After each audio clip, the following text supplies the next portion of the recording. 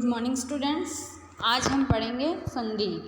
इससे पहले हमने लोकोक्ति, मुहावरे, विलोम शब्द और पर्यायवाची शब्दों के बारे में पढ़ा था और आज हम क्या शुरू कर रहे हैं, संधि। तो चलिए शुरू करते हैं। संधि के मुख्य रूप से 3 भेद होते हैं। कितने भेद होते हैं? 3। पहला है आपका स्वर संधि, दूसरा है व्यंजन और तीसरा है विसर्ग संधि। कितने हैं हमारे मुख्य? 3 भेद। कौन कौन से? स्वर, व्यंजन और विसर्ग। तो सबसे पहले आज हम पढ़ेंगे स्वर संधि के बारे में। तो चलिए आगे बढ़ते हैं।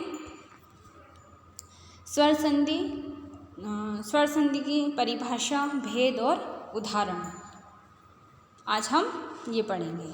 तो चलिए शुरू करते हैं। स्वर संधि, जब स्वर के साथ स्वर का मेल होता है तब जो परिवर्तन होता है उसे स्वर संधि कहते हैं। हिंदी में स्वरों की संख्या 11 होती है। कितनी होती है संख्या? 11।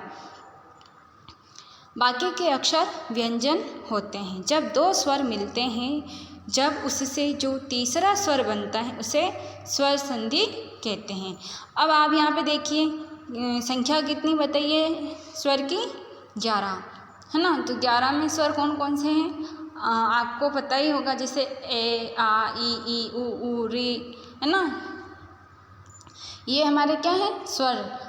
और व्यंजन कौन से होते हैं? क, ख, ग, घ। ये हमारे व्यंजन होते हैं। तो कितने होते हैं? 33। ठीक है, ये आपको याद रखना है कि स्वर कितने होते हैं? 11। ठीक है, तो देखिए आगे स्वर संधि के उदाहरण। वसुर, धन, अरि।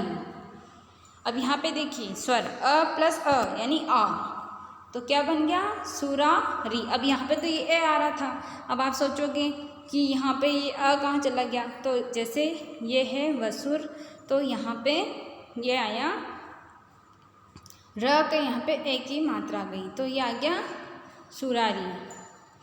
आगे देखिए विद्या प्लस आलय, विद्यालय। तो यहाँ पे कौन से स्वर है? आ का। ऊपर कौन सा था? अ का।